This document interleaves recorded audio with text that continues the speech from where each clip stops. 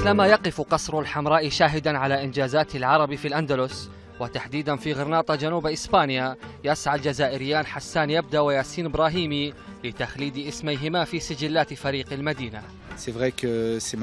هذا هو موسمي الثالث هنا. وصلت قبل عامين، وبعد 6 أشهر أصبت إصابة بالغة في الركبة أبعدتني عن الملاعب لعام ونصف العام، ولكنني الآن سعيد للغاية بالعودة.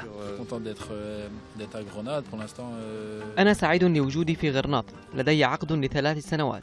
المهم أن أركز في هذا الموسم قدر الإمكان لكي أقدم أفضل عام في مسيرتي.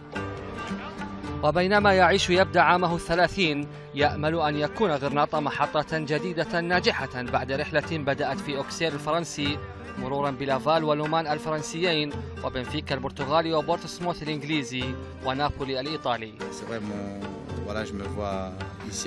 في الوقت الحالي أرى نفسي هنا في غرناطة، سوف أقدم أفضل ما عندي، ومن يدري ربما أتلقى دعوة للانتقال واللعب مع أحد الأندية الإسبانية الكبرى في المستقبل.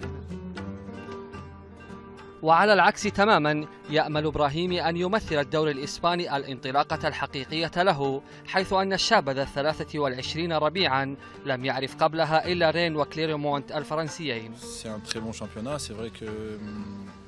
هي بطولة رائعة ومعروفة في أنحاء العالم، وحسب أسلوب لعبي كان من السهل أن أتأقلم في إسبانيا. أحب الطريقة الإسبانية في لعب كرة القدم.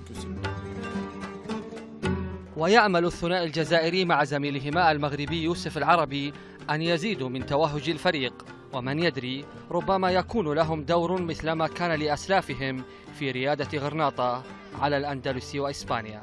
خالد الغامدي، العربية.